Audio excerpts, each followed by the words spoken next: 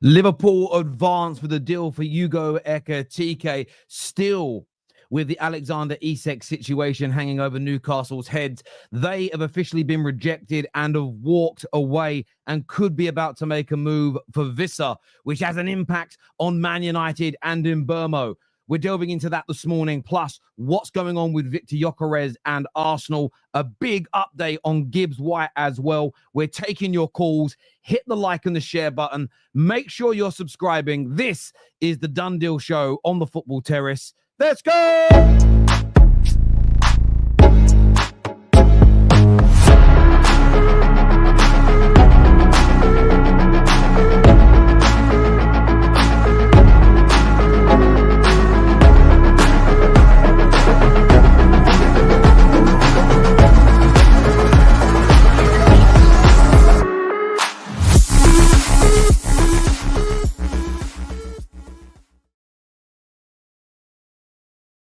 Good morning, everybody. Welcome back to the Football Terrace. We're looking at some really big updates this morning, and it's ever-changing. So what I've gone live with right now at almost 11 a.m. on the 17th of July, it could change by 11:30 a.m. Things are moving very, very quickly indeed. In fact, it's just been announced now by Fabrice Hawkins that Liverpool and Hugo Ekitike have reached an agreement on personal terms. Very highly credible Fabrice Hawkins when it comes to the situation with Hugo, with French players especially, but he's a very, very credible transfer journalist. Personal terms agreed according to Fabrice Hawkins. Liverpool are advancing that deal. And I think the most important news, and this comes from Fabrizio just 30 minutes ago, Newcastle have now left talks with Hugo Ekitike. You know my take on this. The fact that he's agreed personal terms with Liverpool and Newcastle have stepped away, that tells you one thing. That tells you the player has picked Liverpool over Newcastle. It's no salt. I say the same thing about my football club. When we walk away from a player, it's because the player has rejected us or the club has rejected your approach. One of the two things. Let's not sugarcoat it. Let's not PR it up. Let's call it as it is. But he's agreed personal terms with Liverpool, according to Fabrice Hawkins. Ornstein now updating the situation and stating that Newcastle are exploring a move for Wissa. No club-to-club contact yet. No personal terms agreed yet. And, of course, the price and availability depends on Mbeumo. If Man United get Mbeumo done, the likelihood is the price for Wissa goes up. The price of Wissa goes up, no doubt about that whatsoever. So, look, I want to get your views. I want to get your opinions as well. Newcastle bluffed Liverpool. So this is the thing. I don't think they have. Liverpool are very happy with Hugo Ekitike. They'd be ecstatic with Isak. But I still think there's one to watch here, Twisted Bubba. I still don't think this is 110% over. I'm not sure if it is. Because Liverpool are saying they're happy with Hugo Ekitike, and they might just get this complete now. If the door's completely shut on Isak, that happens. But let's not pretend like there might be an inquiry in for Wissa, and they're told it's ridiculous money now. And Newcastle then weigh it up and go, hang on. Are we really going to miss out on Hugo Ekitike again? Are we really going to miss out on that opportunity? Should we then talk to Liverpool about an Isak move? Maybe. Having said that, I think Wissa is a great backup to Isak. Someone coming on last 20, 30 minutes of games. Excellent when rotation is needed. Excellent in the cup games. An amazing impact sub, like I mentioned. Can play together on occasions. Great for rotation. Isak might have played a big FA Cup game, a big Champions League game, and then they've got a league match, and Wissa can start that game, and I don't think the levels are dropping dramatically. He's a high-level goal scorer. It's not a bad bit of business from Newcastle if they pivot across to Wissa. But yeah, very, very interesting indeed. Nicholas says this ain't working out for Newcastle long-term. Well, look, I think that Ekitike's got a higher ceiling than Wissa. I still think that in the next year or two, Isak will leave. Just a personal opinion. So it may not. It may not. Terry, it's saying Man United went for Ekitike. Your thoughts? What I've read is that we made an inquiry about the situation, which we like him, but we knew we've always had tomorrow with sorry, I'm just reading another comment that came out here. I don't think we ever believed we'd get him. He's a player on our list, yes, but we're monitoring the situation. As far as I'm aware, we haven't made offers of personal terms to the player. I liked Ekitike at Man United. I spoke about this many, many weeks ago. I think he's a highly talented football player. But yes, he's going to be a Liverpool or Newcastle player, it seems now. In the last 24 hours, United tried to enter the race for Hugo Ekitike. The player told them no. The player told them no, he only wants Liverpool. Well, that's fair. As I say, we entered the situation, very, very aware of that. It was spoken about last night. We inquired. I get he's picked Liverpool. So, yeah, we haven't offered him personal terms. He doesn't want us. I can take a rejection on the chin. I'm not a little baby like a lot of other Man United fans or a lot of other football fans. It is what it is. We're going to get rejected more now than ever before in my lifetime. But I saw rejections when we were at the peak of our powers. It is what it is. And look, going toe-to-toe with Liverpool for a player like Hugo Ekitike is hard. Could we, if it was us versus Newcastle, could we have landed him? Yes. We've already proven that this year by convincing Mbeumo and Cunha to join us. But up against Liverpool, yeah, I don't think that would have been possible. However, we'll continue to monitor that situation. We'll continue to look at that situation because let's wait and see what happens with the Isak scenario. We just got to look at it. Having said that, I think if Liverpool did decide to sell Isak, it would only be if they landed Hugo Ekitike. So if Ekitike then said no, and Liverpool couldn't have Isak, Man United wouldn't get Ekitike. But that's also one of the reasons why I think it's very important to sometimes not just sign someone. Just sign someone. Because you've got to be ready to pounce on opportunities that present themselves in the window, especially when you're in a vulnerable position like us. That being said, I understand the notion of going in and getting these things done. This here, we'll come back to some more of these comments about other clubs in a moment. Let me just star some of these because I can't star them on the system that puts them on the screen. Let me have a little look. Let's have a little look here. There we go. This says Terry still nothing from Isak saying he never wanted to leave. Of course. And again, I'm not even convinced this is the end of the story. It may very well be. I'm sorry to upset Staffy again. Objectively speaking, it could be over. But there's a part of me that thinks there could be another meander in this tale. There absolutely could be. There absolutely could be. This here says rejected by Mbeumo, Delap, Nketiah, and Pedro and Cunha. I mean, look, this is the thing with Newcastle. Listen, they're on their way up. I think they're well run. I think they're moving in the right direction, but they still don't have that pull. They still don't have that prowess that even a broken and fallen Man United still have. I think Spurs are still more of an attractive club to many a player. Liverpool, City, Chelsea, get out of here. Get out of here. But Newcastle will get there. Newcastle will get there in the end. It's as simple and as straightforward as that. They'll get there in the end. Oh, wow. Exclusive as well just now. Liverpool have submitted an official bid to Frankfurt for Hugo Ekitike. So maybe it is over.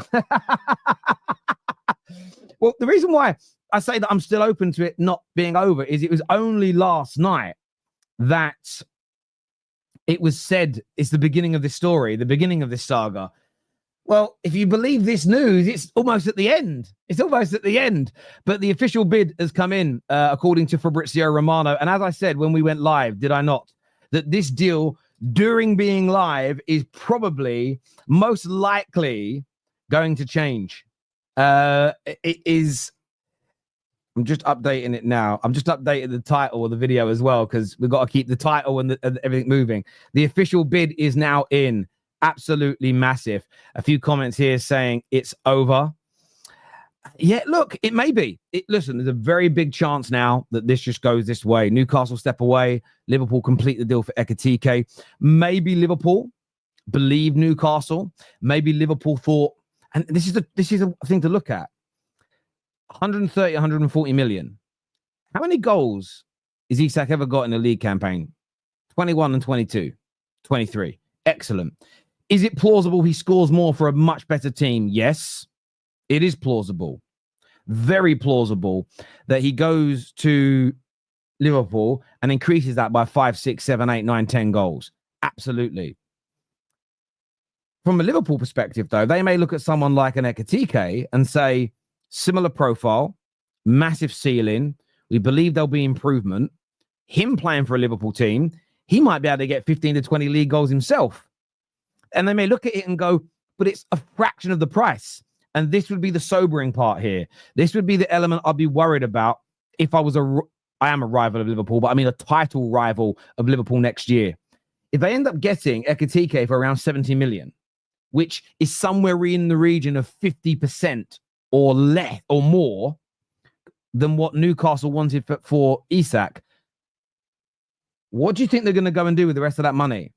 They're going to go and try and get Rodrygo. Maybe there was a situation where they couldn't do both. Maybe they couldn't drop 150 on Isak and 70 or 80 on Rodrygo. Maybe the salary wouldn't allow all of that to happen. Maybe it would, maybe it wouldn't. But if they're going for Ekitike and then add in Rodrygo, my gosh, what an amazing summer still this is for Liverpool. What an amazing summer this is for Liverpool. No doubt about that whatsoever. By the way, people that are tuning in, do me a big favor and hit the like button, please. Make sure you are subscribing. Get the bell notification button turned on as well. Very, very important. Hit that button and then turn on notifications on your device to all notifications. Go into your settings on your iPhones, Androids, computers, and set them up. If you're watching your desktop, set notifications for it. If you're watching on your smart TV, set notifications for it so you know when we go live. This is 2 weeks has passed and Arsenal still haven't officially announced Gyökeres. See, this is disingenuous, DJ, because it was only on Sunday that it was announced we had an agreement in principle. So it's been 4 days, not 2 weeks, since the agreement in principle was in place. Be fair. I don't know if you're an Arsenal fan. I assume it. Be fair to your own football club. Be fair to your own football club.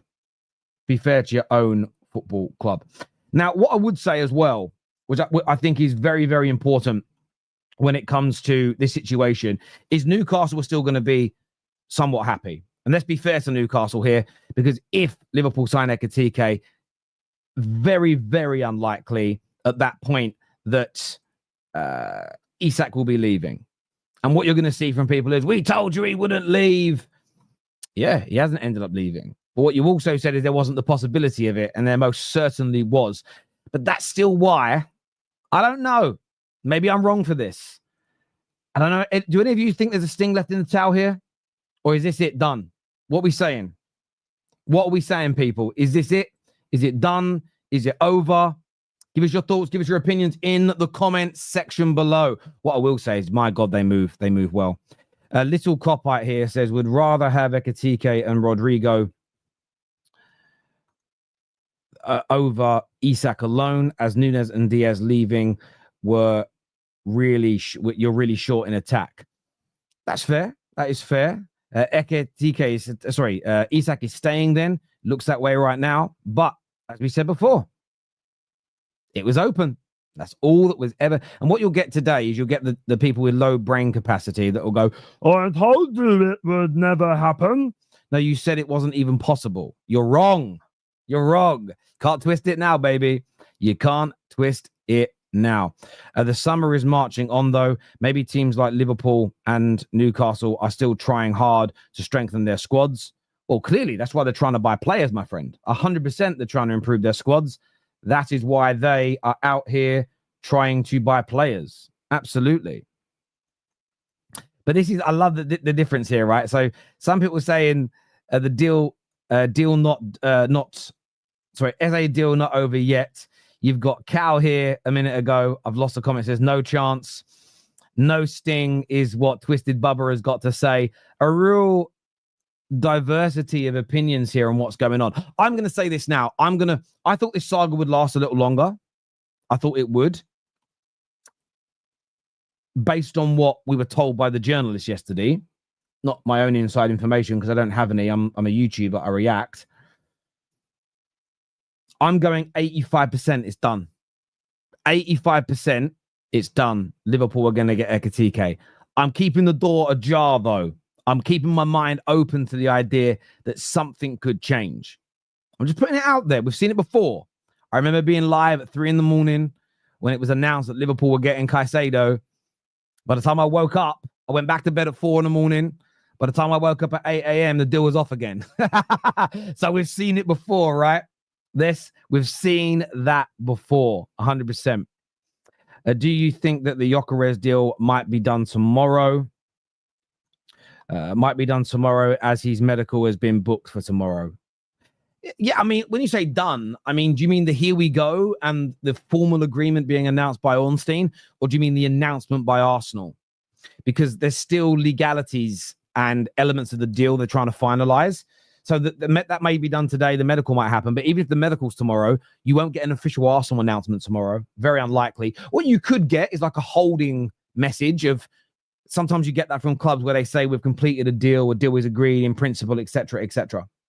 Let's go to some more of your comments here. This here says fools could see both Newcastle. Sorry, could see both. Fools could see both at Newcastle, but not both at Liverpool. We can bring in Ekitike and Rodrygo first, then spend the rest of the summer bringing in Isak. Financially, maybe, if you get big money. I mean, there's talk of 100 million offers from Saudi for Darwin and for Diaz. If you were to get 100 million in for both of them, then it's plausible. But I personally doubt it. But yeah, I mean, there's always a possibility in the transfer window when it comes to big money deals. Gunnar Mo here says no Isak for you lot. When you say Orny updates, has he retweeted, is he? Because it hasn't updated on my screen. I've always spoke about what he said earlier in the show, unless he's retweeted again and I haven't seen it. Yeah, no new update from him in relation to any of these deals. But yeah, what has been updated is Hugo Ekitike has agreed a 6-year deal with Liverpool. He's made it clear he only wants Anfield, and talks with Frankfurt are now underway. And I'm just not surprised. If you've got Man United, you've got Newcastle in our current situation, and then you've got Liverpool wanting you, why are you not picking Liverpool? It makes sense. It does make sense, especially if they're telling him he's going to be the main number 9. Terry, do you think Liverpool will spend this? I need this bloody thing to stop moving. I need to speak to the developers. Do you think Liverpool will spend this amount of money just on 3 players, 70 plus on Ekitike, 100 million plus on Wirtz, 90 million plus on Rodrygo? I don't think it's possible. It's more than possible. Because if you add it all together, it comes in at about 3. We did the maths weeks ago on here. It comes in at around 350 conservatively. They spent nothing last summer. You divide that over 2 summers, it's about what everybody in the top 6 spends, give or take. It is not implausible. Plus, if they go massive this summer and it works, next year they might only have to spend 50 to 60 million pounds because you've already got an amazing squad. So you can spend a little top heavy and then next summer you only spend 100 million. And then you look at it over a 3-year period and you'd go, let's do the maths. Let's say they spend 400 million this year. It was 12 million last year. Let's say they drop 400 million this year, right? Let's say they drop 400 million. Plus next year they only do 120, right? That'd be 532 million. Divide that over the 3-year rolling. That only comes in at 177 million a year. It's very, very doable. Very, very, very, very, very, very, very, very doable. And they're very clever with how they structure their deals. They amortize and they sell magnificently. They will, I reckon they'll end up selling 200 odd million pounds worth of players. Plus what they sold last year, plus what they'll sell next year. So you add that income, no net spend, because net spend isn't real. You add that additional income, they're absolutely fine. They're probably in the short term are going to make a profit because they amortize what they're paying and they'll declare on their accounts what they're getting in. So you'll find this, say they spend 400 million, right? Let's divide that by 5. That means their outgoing year 1 will be about 80 million pounds on transfers. If they sell their players for 150 million this year on transfers, right, they will be making a profit of around 70 million pounds on transfers. So They're not. They can do it. It really isn't as hard as people are making it out. I think Liverpool do Ekitike, Rodrygo, Mateta, and a centre-back, Mateta, the Jota replacement. I mean, that is plausible. That is very, very plausible indeed. It really is. But look, an update for everyone who is just clicking onto the video now and is just tuning in. Everything has changed since the second we went live 20 minutes ago. But Hugo Ekitike and Liverpool have reportedly agreed personal terms. Newcastle and Manchester United rejected in the last 24 hours for the player. An official bid, according to Fabrizio Romano, has been made. The amount is yet unknown, but you would expect it to be more than 70 million, which is what Newcastle bid and got rejected. That being said, Newcastle are now pivoting to Johan Wissa of Brentford, but the price is dependent on the exit of Mbeumo. No club-to-club contact, no personal terms agreed in that situation. I will say from a Man United point of view, get a wriggle on. Get a wriggle on with that deal happening, because Newcastle, I think, are going to come in here hot and heavy. So I think Man United need to get moving. It's as simple as that. But it's been a weird week as well. Oh, hang on a minute. An update from Fabrizio. Another big bomb.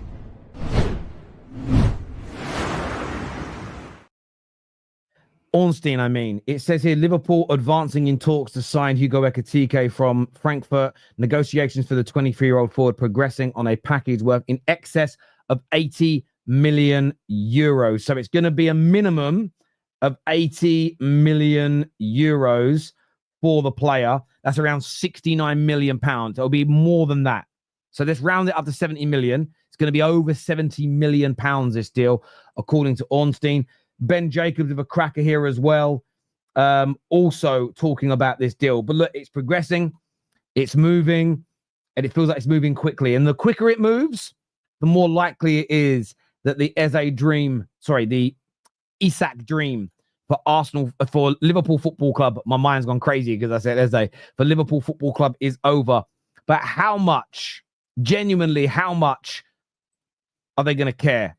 I still think that fans of Liverpool Football Club are going to be happy with Hugo Ekitike.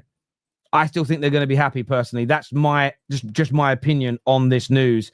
I'm just updating a few bits and pieces. We're going to open up the lines, people, for you, man, to come on and have your say in relation to this, because it's obviously a big bit of news. I want to get your reactions. I want to take some more calls, more than we did yesterday anyway. Let me share that in the live chat, because as I say, your views, your opinions on this matter more to me than anything else. So let me get that link pinned into the live chat. I'm going to get it into the group chat as well.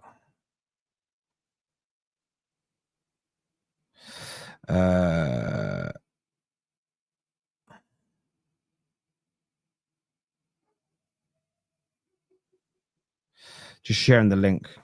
One sec, peeps. One sec, my people.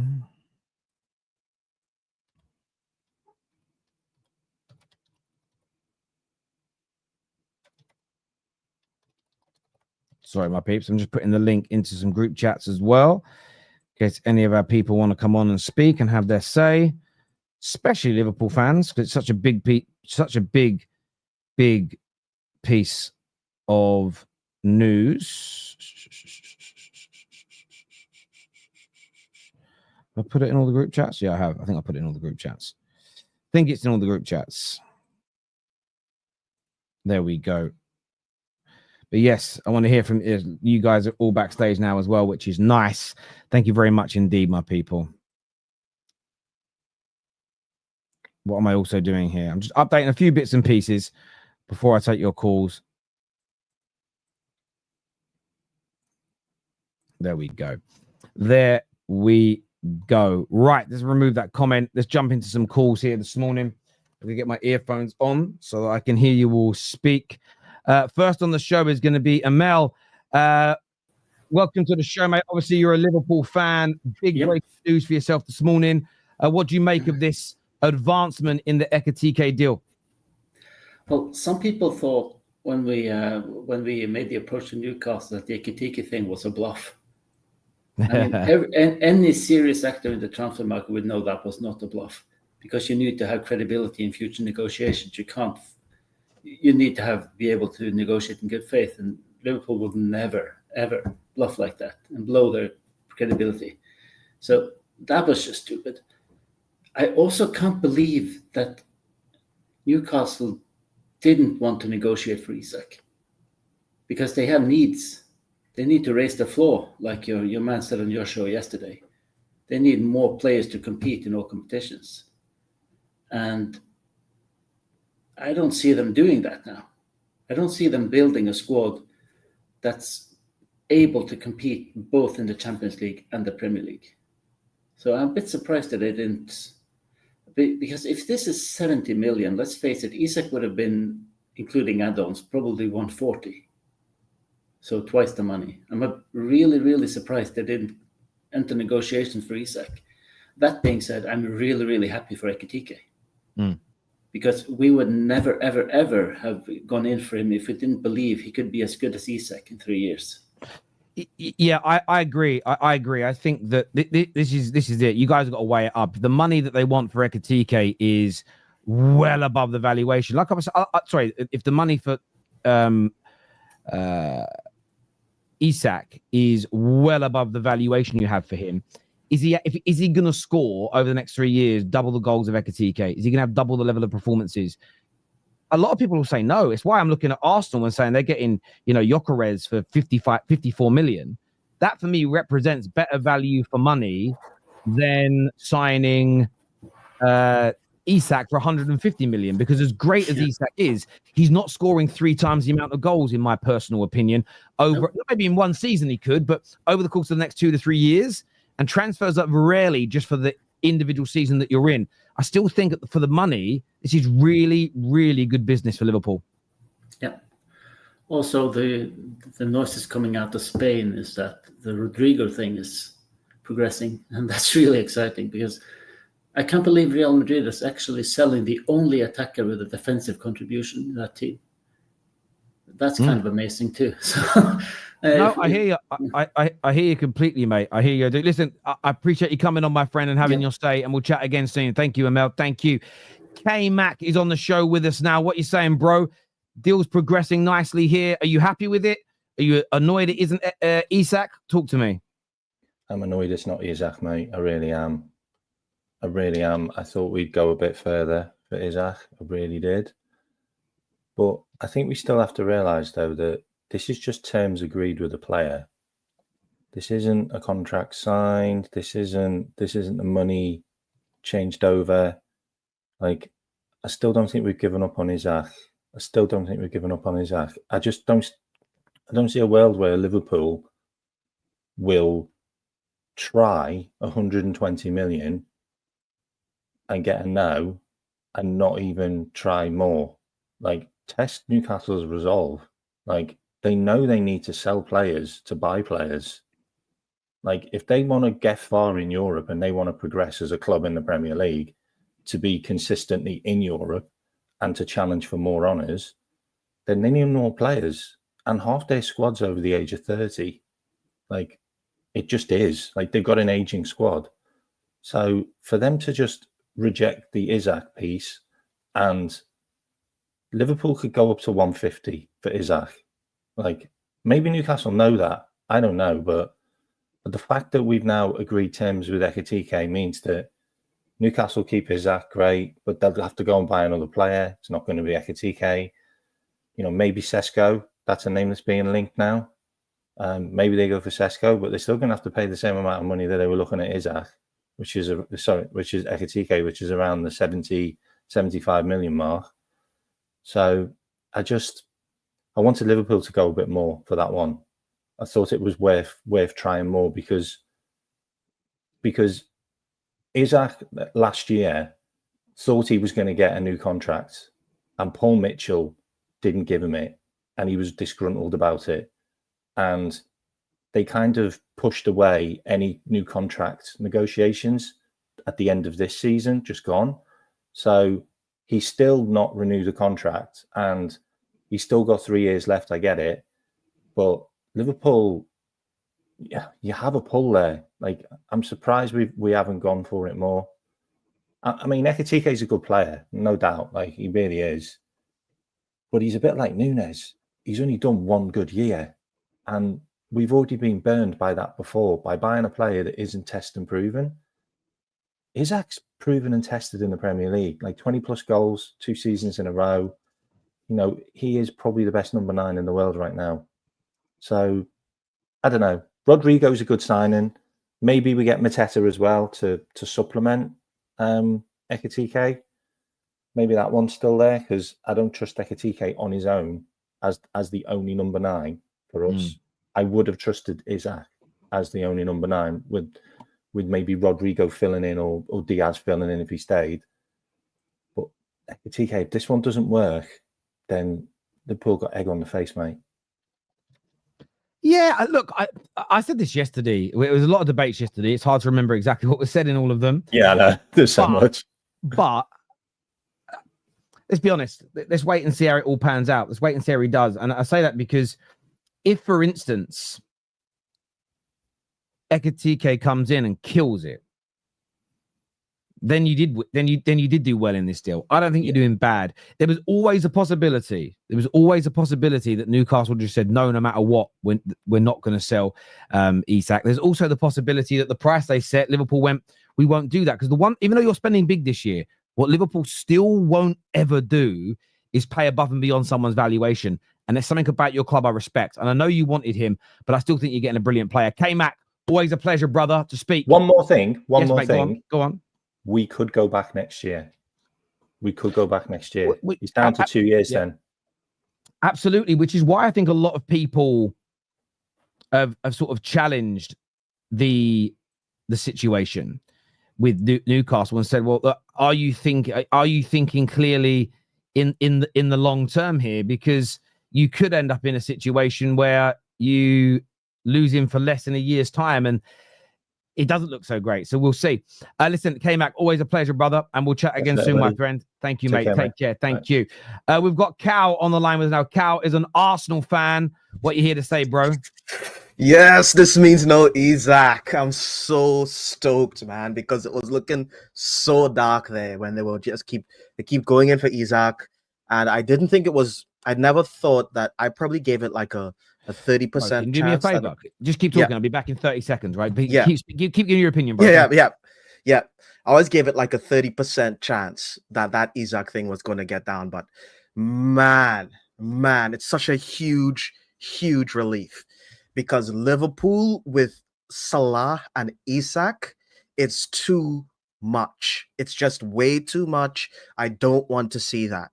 Nobody wants to see that. Nobody with any aspirations of winning this league in the next 2 years, 2 to 3 years, wants to see that Salah and Isak. No way, no how. So the fact that that's completely just shut down is absolutely amazing.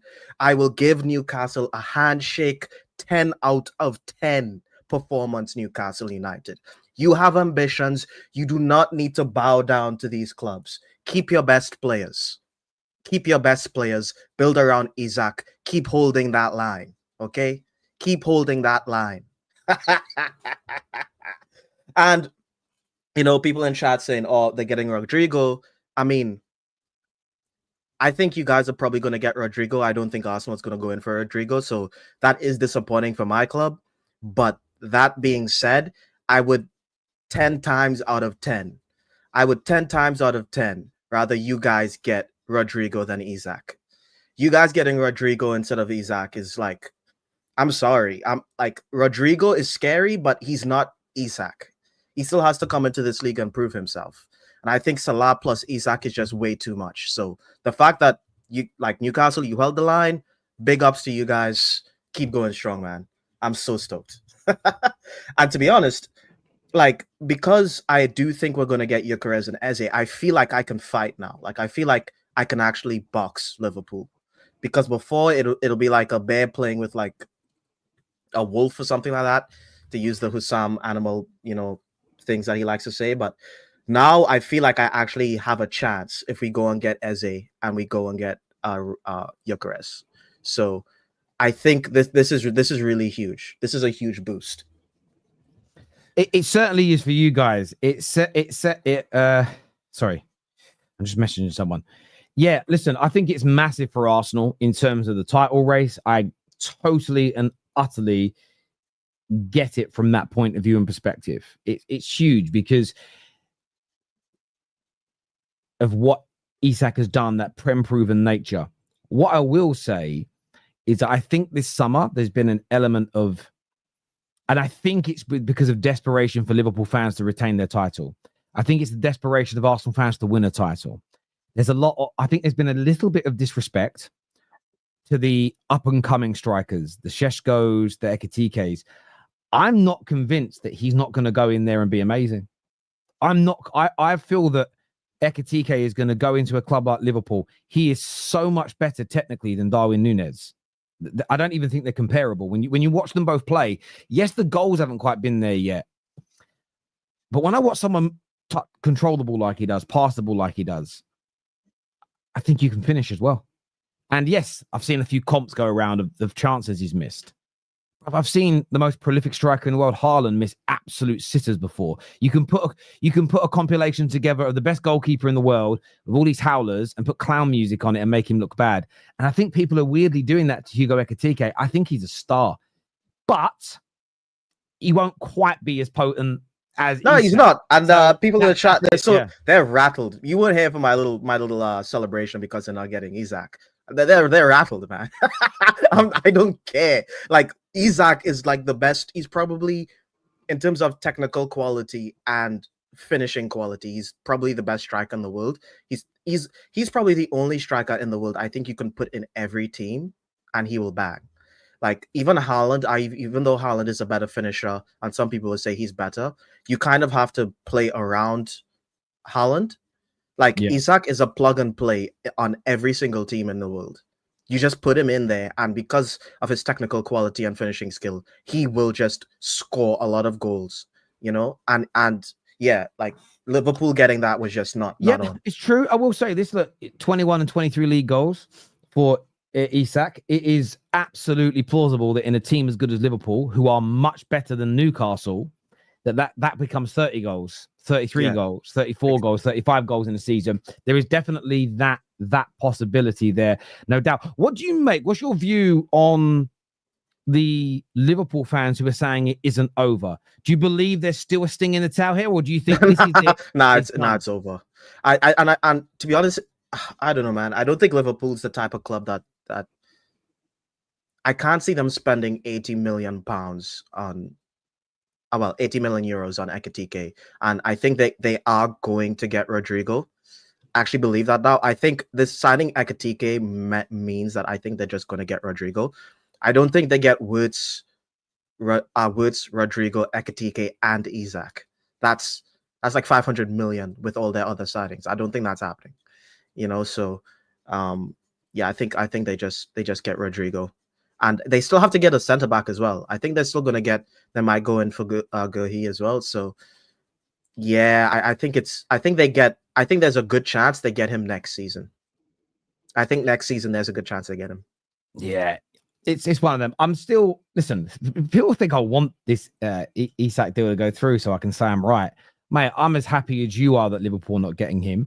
I'm just being fair about it. There is still the possibility, but with the way Liverpool have advanced with the Ekitike deal, I still think there was a chance they could have got Isak if they tried.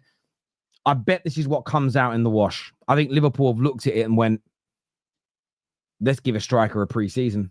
Let's give a striker a pre-season and hit the ground running rather than a deadline day move for Isak, which if you then miss, you might not make, Ekitike also may have said, look, guys, I respect who you are, Liverpool. But if you spend the whole summer chasing Isak, I'm not going to not join another club. And I think as much as the news has come out, he's 100% said no to everybody else. That's true. That's if Liverpool are moving now. Maybe he said, but I want to move now. I don't want to wait till deadline day. So yeah. Look, there's a very slim chance now of the Isak deal happening. I'm very happy about that, by the way. Yeah. We're going to add. I'm very happy. We're going to add Liam to the show. Welcome, Liam. How are you, mate?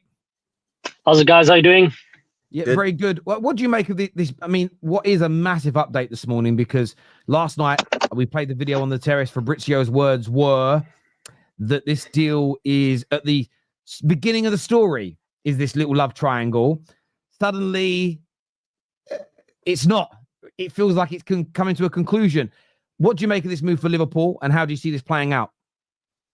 Yeah, I'm a United fan, and I thought I was jealous, seeing them going for Isak. I thought, oh my God, what a signing is this going to be? And I somehow am more jealous now that they've moved on so quickly from Isak to their next option. Yeah, it's mind blowing. I'm like, ooh, we've gotten the same update about Brian Mbeumo how many times in a row now? Like at this point, like, I'm following every other club more than I'm following mine. It's like I wake up in the morning and I'm like, oh yeah, Mbeumo, yeah, concrete talks, harder than hard, all of this bullshit. But yeah, sorry for swearing. But yeah, you get what I mean. Like it's really frustrating, but I must say I am happy that they're not getting Isak. I did hear the one Liverpool fan living in Nala land a bit saying, oh, it's not concrete, the pen is not on paper and all of this. But yeah, no, I feel like something like that wouldn't have been put out unless Newcastle had made up their mind. I don't think they would be putting it out there that they're no longer going for Ekitike if they weren't keeping Isak. However, this Wissa deal is terrifying me. That is something that would, oh my goodness, I've already come to the conclusion we might only get two good signings, Cunha and Mbeumo. Now it might be, we might get only one good signing and we're going to run around pulling loose ends. Dominic Calvert-Lewin is actually not too bad, to be honest. He's not a bad shot, isn't he? I'm sorry. I'm sorry, you know guys. what? I've had these conversations all summer, and I think what I've found, I understand Man United fans. Some are very angry, some are just worried, some are calm with it. It is what it is. I'm not going to judge people on that anymore. I made that promise to Staffy. But what I've realized it's meant is there's no conditional reasoning within people's minds, because my mind right now is similar to yours. I'm looking at this Wissa deal and I'm going, oh, shit. Yeah. But now is when I look at it and go, well, now maybe give the extra couple of million. Terry, but you said you didn't want to waste money. But that isn't quite what I said, is it? I don't want to give the extra money if we don't have to. But if there's a possibility, because it isn't about them not selling both. I still think Brentford will sell both. I don't agree with that they won't. All it means is whichever one goes first between Wissa and Mbeumo, I think the other one does become more expensive. So yeah, it's a case of not. It's not a case of, again, it depends. If we've got an alternative that we think is as good that we can pivot to for the right money, do that, right? But it's got to be we've got to look at it and go, that's as good. However, if Wissa suddenly went to Newcastle tomorrow and then Mbeumo becomes a 75 million pound deal, paying 62 million today is still cheaper. So that's the thing. Yeah. I want to, my thing is I still want to save money where we can. But I do agree with you on the Liverpool speed. But this is what happens when you have, I don't want to get into it again because it makes me sad. We as Man United fans have all contributed to this by continuing to fund the people that only own us to make money for themselves. We have no money in comparison to our peers. We are skint in comparison to our peers. And Mark Goldbridge said something yesterday, which I think is the most logical thing on this. We've got about £1 million a week being paid to players we want out, and clubs aren't bidding for them yet because they're trying to drive the price down. The club just cannot afford to add 200, 400, 500, 600, 700 more K of salary that could last for 6 weeks, because it's going to end up burning through an additional 2 or 3 million quid. And we just don't have that kind of money. Like, every single penny matters. So being able to pivot like this and being able to move this quickly is what happens. This is the one message I've got. Happens when you are thrifty, happens when you are prudent consistently with money, because you always have money left. And that for me is, I had a friend once who got annoyed at me, right? We were all living on the same estate still in East London, and my car broke and I went and got it fixed at the weekend. And we had a bit of a, this is what happens with povos. Like, we're povos, we're poor. No, we are, we're povos. And he got a bit weird with me. We're out on a Saturday having a beer. I was like, what's wrong with you? Because, oh, nothing. I was like, what? And he basically eventually, after a few drinks, admitted what it was. So what's wrong with you? He went, well, my car's been broken for 4 weeks. and yours only broke 2 days ago, and you went and got it fixed straight away. I'm just pissed that I couldn't do it. And I was like, Shit. bro, that's because you waste all your money. I said, me and him didn't earn too dissimilarly. I said, but I save a lot of money. So when there's an emergency, I've got it to go. You spend it all, you get an emergency, you're fucked. You got to wait.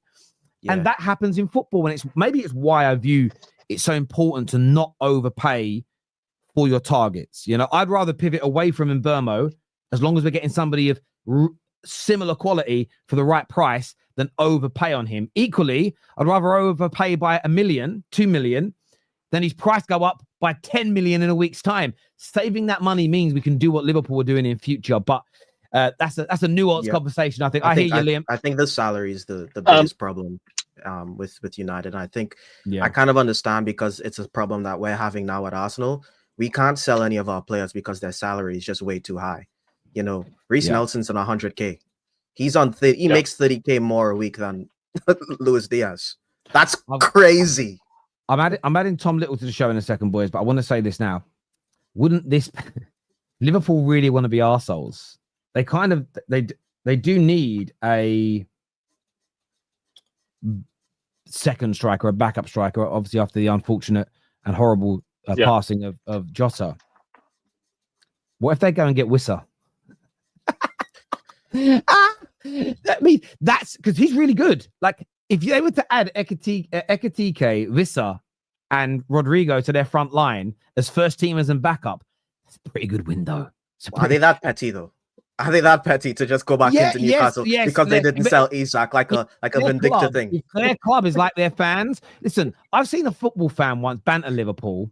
Liverpool fans hacked into his iCloud and shared his nudes. They are that petty. They are petty, Liverpool fans, and they're proud of it, right? But there we go. Liam, mate, thank you for coming on. I appreciate it massively, bro. Speak again soon. I think he might have frozen anyway. Thank you very much, bro. Tom Little is here with us this morning. Tom, you're looking a bit like K-Mac with your hair, by the way. You're going for the same look, you two. Look, yesterday you were talking Isak. It looks like, as of now, you're going to get a younger player. It looks like you're going to get Ekitike. What's your thoughts, mate? I would lie if I said I wasn't slightly disappointed that it isn't Isak, because obviously Isak's the better player. But I can't fault the club for what they've done. They've done everything that they could do to try and get to force a move for Isak without the player forcing it himself. Hasn't happened, so we move on, get the second best option. Like I said yesterday, I knew the football club couldn't wait. It wasn't going to be a case of, right, okay, well, we can't get Isak this window. Let's just wait. Let's just get a Mateta. And then we'll wait for next year when Isak's available and this, that, and the other. I knew we couldn't do that, so we had to get someone. Isak's obviously the best option. Ekitike, look, I've not been 100% sold on him. He's never really played great whenever I've watched him. But people tell me he's great. People tell me to ignore the fact he's got lower, he's got underperformance XG, whatever. So I'm going to back him while he's here. I just hope it's not another Nunes. He's certainly got more technical ability than Nunes. There's no way he's another Nunes. No chance. The PTSD I have from Nunes has scarred me for a long time. I had worries that Isak could do a Nunes. That's how badly it's been these last 3 years. So it's going to take some time to get through that trauma. But I think the thing with Ekitike coming in means that I think that we're going to push as hard as we can on Rodrygo. Yes. I think we would have pushed with Isak as well, but there would have potentially been limitations financially.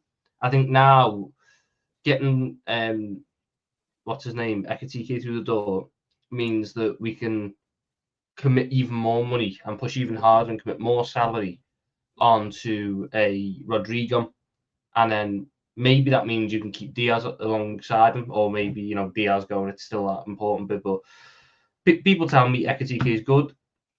We're getting for I haven't seen the price, like 80 million. So 80 million euros, I think. 80 million euros. That's what, like 67 million or something. That's not too bad. And then we do still need that backup. It would be funny if it was Wissa, but I think I wouldn't be shocked if it was more along the lines of a Mateta. To be honest, someone who's someone who's a bit more physical, someone who wants to get in the box and be a bit of a presence up there, because that was what we lacked in some games last year, especially the ones that we lost. Going off, turn to the bench for an option. We didn't have anyone who wanted to actually go up against a centre back and win a header, or win a duel or be a bit of a problem. And from the limited amount I do know about Ekitike, he's also not a guy who's necessarily, this 50% aerial win rate, wants to back into centre backs and bully them about. So I do think that comes into it. But Ekitike, again, not going to lie and say I'm 100% happy because, I did want Isak, but Ekitike gives us more freedom in the market. We still need that centre back. We still need that, what's his name, left winger. And it might give us the opportunity to grab a midfielder as well, which people seem to have forgot that we do still kind of need as well in terms of a defensive midfielder, because the manager doesn't trust anyone there. I hear that. This year says Liverpool got Ekitike for 69 million and Newcastle had a 70 million bid rejected. No, listen, read again. People have got to read a bit more. What the article says from Ornstein, I've been reading it, is that the deal will be in excess of 69 million, which means they're paying more than that. There'll be add-ons and things like that within the deal, my friend. Must be a bummer for Utd seeing three of the rival top three for multiple years. Sorry, seeing three of the rivals top three for multiple years. Okay, jokes aside, what are United actually doing? What are your expectations? Again, my expectations are to live in the reality of the situation. Until Man United fans are willing to boycott the club and force the owners out, we're not going to see change as quickly as we want. I know exactly what we're doing. We are scrimping and scraping over every penny that we spend. Now, I've always admitted, and you won't get this from people that are fair with me, because they just want that I got Terry Fleurs moment. I think they'll like take a screenshot of it, they'll put it on the fridge, they'll show their mum type thing. Oh, I got Terry. But everything's like I've said all along, we're trying to save money. And I'm not overly against it if we end up landing the right profiles for sensible prices. Ideally, I want them in at the right time, and I've already condemned that. But I think we've got to, there's so much irony in this. The same Man United fans that go, I want to be like Liverpool, are not prepared to go through the shit that Liverpool did in the transfer market to have this speed, power, and money. And we see this all the time with football fans. We want the end result without the hard work. I think, in fact, we see that a lot in life. Every decent job I've ever had, there's always someone moaning about, oh, look at him as a manager. Oh, look at him as an MD. Oh, I wish I had that. Well, work as hard as them then. Don't cut the corners. Dedicate. Work into late into the evenings. Get in earlier. Run through brick walls for the company. Go to the networking events that are boring. Building up your credibility. Then maybe you'll be there in 4, 5, 6, 7 years. But what you don't do is wake up in the morning and magically have that job. Equally, Liverpool and FSG didn't just magically manifest this summer window out of nowhere. They could have done this earlier by spending more money, and I think they should have done that. But their quality in negotiations, Edwards and Hughes, the way they operate, and even last year, they stated that the reason they didn't buy anybody was so they could assess the squad for the new manager and see what they needed. And that was met. A handful of Liverpool fans lost their minds, but the majority said, okay, well, let's wait. Let's give it time. You're now seeing the fruits of that labor. Sometimes doing less early on means more. Now, that isn't me defending Man United. I'm just pointing out that us trying to not overspend, I can't condemn it, because for 10 years I've said we keep overspending. That's what we're doing, and we don't have a lot of money. It's difficult. However, if we overspend again this summer and overspend again next summer, do you know in 3 years' time we'll be back here struggling like this again? We need to get better at that practice for me. But we are at a point now as well, and this is why it needs a nuanced and balanced conversation. We've got to go and get Mbeumo done the next day or so. One, pre-season starting for us. The tour's very soon. I think as well, and I'm not someone that thinks you have to appease fans all the time. You've got to do what's right for the club. But it would just calm people down a bit. It would also stop letting fires start on non-stories and non-starters. Like the Tolisso deal the other day. We might end up with him potentially, but it was first reported that we've made inquiries. Everyone went mad. Then it turned out it was just the player's agent offering him to us. It's like, I think if Mbeumo comes in and then we move on to some other targets and it looks like we're going to get them, if we move on to a goalie and a striker and the news is the players have agreed personal terms, they only want Man United, I think United fans will start to calm down. And I think the club have got to do something like that now, because it's getting toxic out here. It really, really is. What's holding up the Gyökeres deal? Well, it's not taking too long. The agreement in principle only came on Sunday. structures and the add-ons are being discussed as things go right now. And Sporting is reported keep trying to bump the price up again because they're trying to get more money because they're losing 25%. 25% of that 54 million they have to give to other clubs. That's all this is. And again, I'll back Arsenal on this. Arsenal would be stupid to go, okay, there's another 10 mil. Okay, there's another this. No, you get the player at the right price. It's still relatively early in pre-season. There's no need to rush it and lose money that could impact another deal this year, next year, the year after. Do the right thing. That's why Liverpool are moving mad, because they do the right things. Come on now, people. Listen, Cal, thank you for coming on, mate. I appreciate it, bro. We'll chat again soon, G. Thank you. DR's on with us now. What are you saying, DR? First and foremost, is my audio better? Perfect, bro, this time. Perfect. All right. I just find it funny how Chelsea, Man City, all of us, we all get blamed and criticized for spending so much money. And now look at this. Look at this. I've never seen so much money spent on attacking talent or attempted to spend on attacking talent in a long time. Isak. These men were hunting down Isak. 140, 120 mil. Probably he was going to go for. But, hey, man, Ekitike, I'm not worried. We were linked with him a couple weeks ago. I got João Pedro. I got Liam Delap. I'm calm. I'm not stressed. My midfield is titanic. My defense, we can get one defender in there for Chelsea, but I'm not worried about this Liverpool team. Your defense is a little bit like the Titanic after it hit the iceberg sometimes. Let's be fair. It can be, okay, yeah. But Sanchez, the goalkeeper anyway, the goalkeeper is. If Sanchez is there, he can save us. But, you know, this Premier League, this not even top 4, I think top 5, because I really do think people need to understand that Newcastle are a serious team. That one Liverpool fan earlier that you first spoke to, I feel like he was being a bit disingenuous. Why can't Newcastle keep their best talents? Why can't they decide to build around Isak? They literally beat you guys in that cup final, deservedly as well. Like, why can't Newcastle want to keep Isak and try and get younger, which they are with Alanga in that team? Why can't they just try and like build something? I think it's going to be interesting for top 4, top 5. And for the title, I don't think you can count out a team like Newcastle. They're big. They are very big. They are 6 foot plus, big, heavy guys in the midfield, big, heavy guys in the defense. That's a tough team to go away to. Like, you can't discount that team. I think we're gonna have a really cool season this next season. Like, everyone's all gunning, man. It's gonna be entertaining. Yeah, look, I think I think you're right.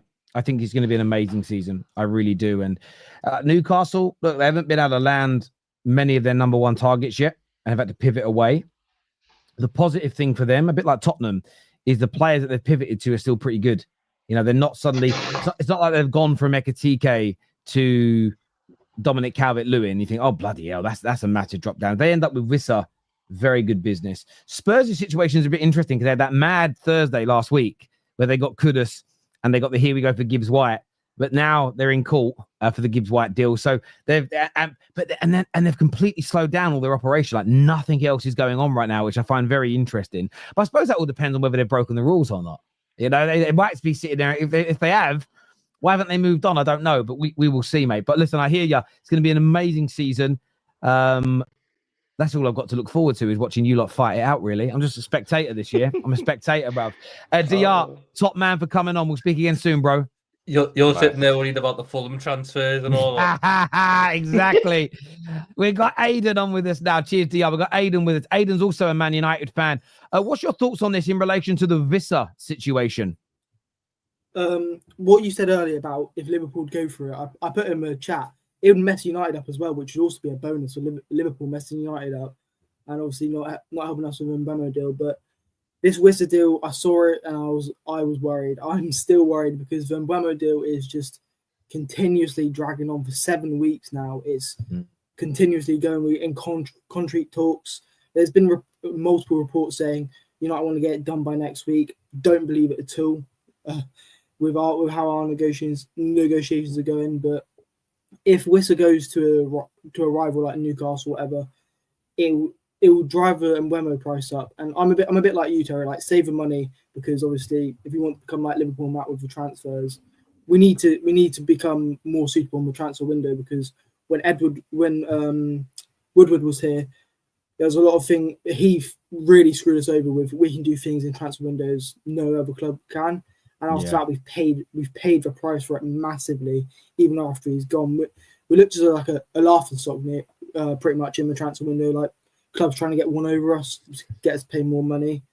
So if this Wissa deal becomes more concrete for like Newcastle or even Spurs, I think this Mbeumo deal could drag on until the end of the summer, which we can't afford to do. That we can't. We need him here for pre-season, and this is the problem with the debate between Man United fans, Aiden, which is where I've probably got angry about it. Is that as much as we could end up in a win-win scenario, we can end up in a lose-lose scenario. Overpaying and having our bellies rubbed damages us in the long term. Missing out on targets also it damages this season.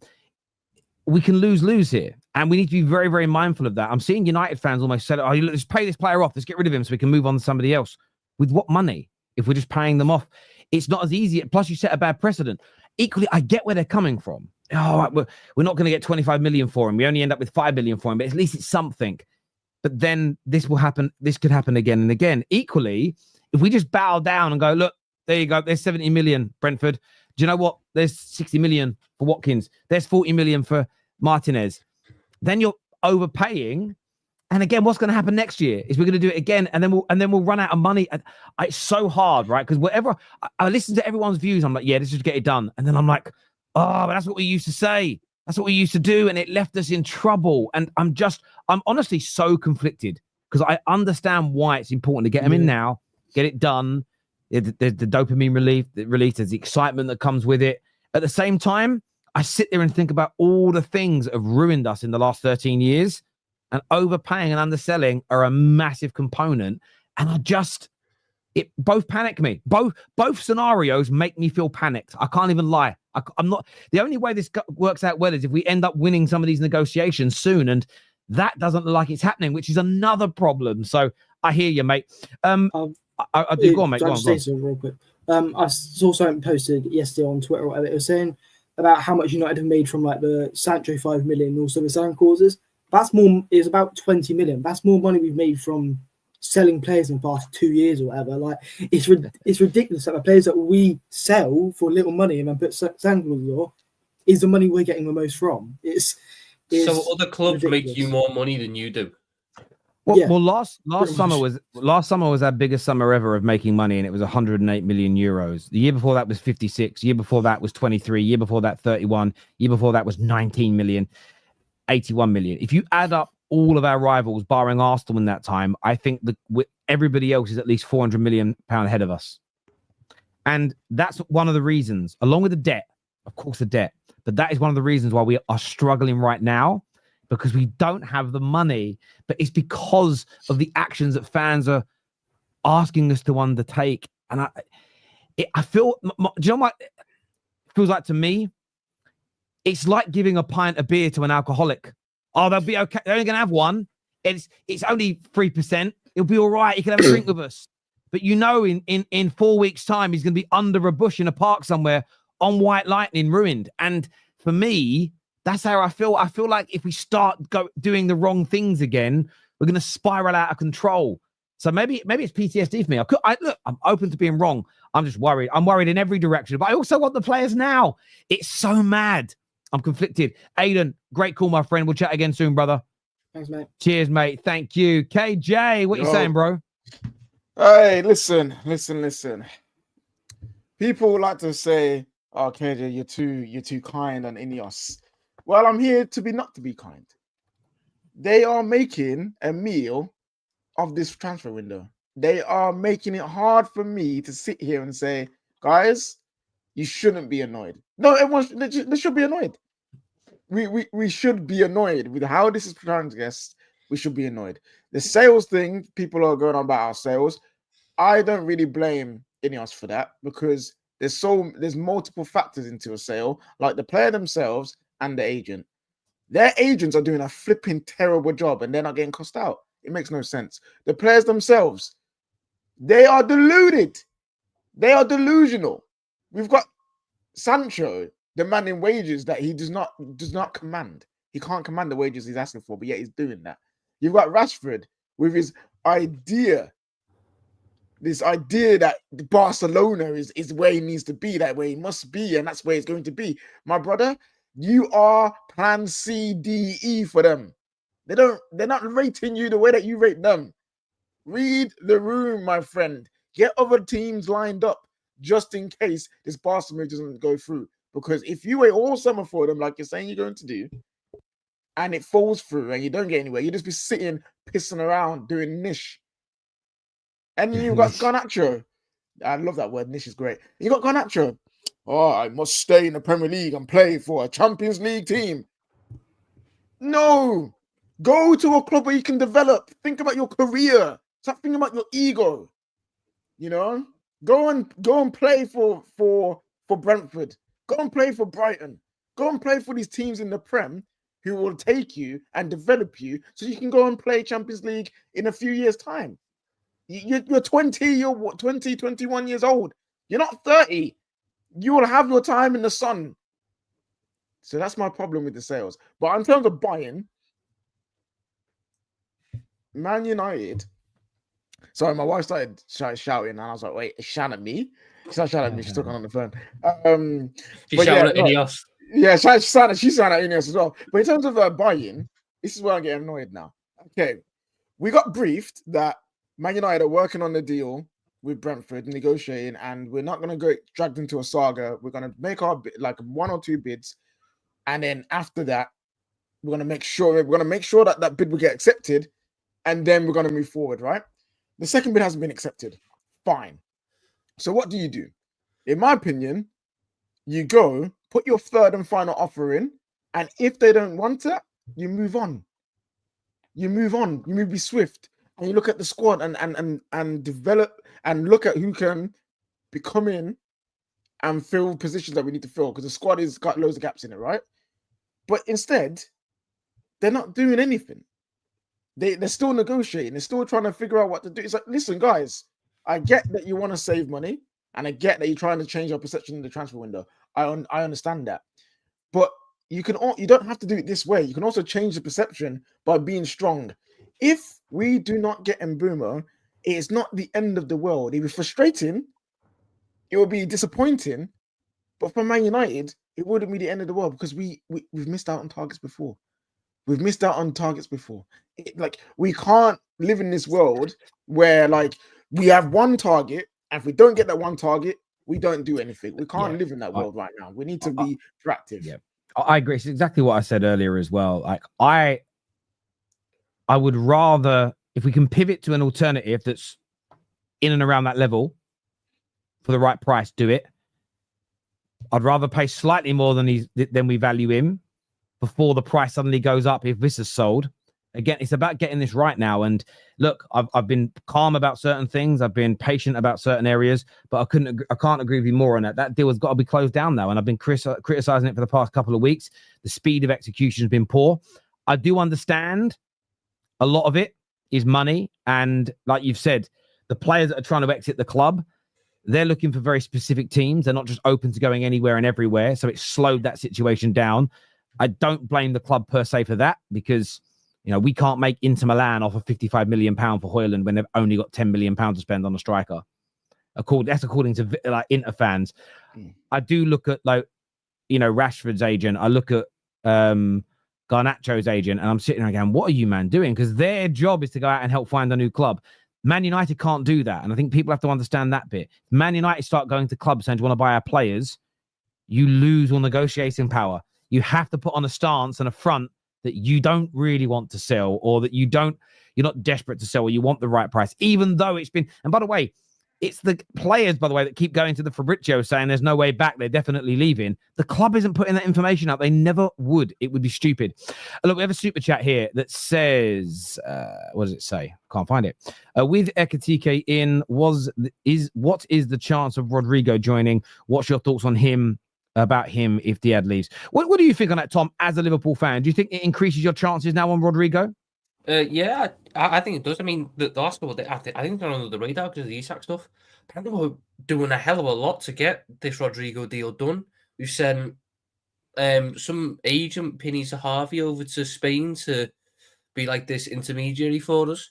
It seems to me that we're trying to get a lot done on this Rodrygo case. So if he comes in, I'm buzzing. I think he's been one of the most underappreciated players because he's been forced out on the right, which is not his position, to accommodate a front three of all selfish players. I think people will be pleasantly shocked by him if you put him into an environment where he can play in his position And flourish, yeah. in a team, because we all know what that Real Madrid team is full of world-class players, but they're not really, especially in that attack, they're not really a team. How many times have we seen Vinny and Mbappe not really pass the ball, and Rodrygo has to sacrifice his game out on the right, whereas if I can put him on the left with a Wirtz, with a Ekitike, with a Salah, I think you'll see a different side of him. So I'm on board with it, especially for, if the rumours were true yesterday that Saudi are going to bid €100 million for Luis Diaz, and I can get Rodrygo for less than that. If I sell Luis Diaz, get Rodrygo and make an overall profit, there might have to be a statue of Richie Hughes and Michael Edwards going up somewhere. Genuinely. I'm going from a decent left winger to one of the most highest potential left wingers available for a profit. So I'm all on board with it. I think this would be better than getting Isak. Getting into Ekitike and Rodrygo is better than just signing Isak, because you fill two positions with quality players. You complete your attacking line, and you can go again. Like, Isak is great. He's a great player, but if you could get two players to fill that spot, who would also score goals and get assists, I'm taking that over one. Viewers, listen, I'm sorry that everyone else who's backstage, Sam, Lamin, everybody, I don't have any more time for calls today, but we'll have another one this afternoon, because the top 6 show is going to be a little different today. We're doing that in the evening with the We Are Tottenham boys at 7 o'clock. So we'll do another phone-in show this afternoon, so I'll try and take some more calls from some different people. Thank you to everyone who's super chatted, everyone who's hit the like button. Even more importantly than that, get the bell notification turned on right now if you haven't done so. But until next time, everybody, take care, goodbye, God bless, and we'll see. This is going to redirect you to Footy Judge Mo, so go and support my brother over there. We'll see you guys all again soon. Peace.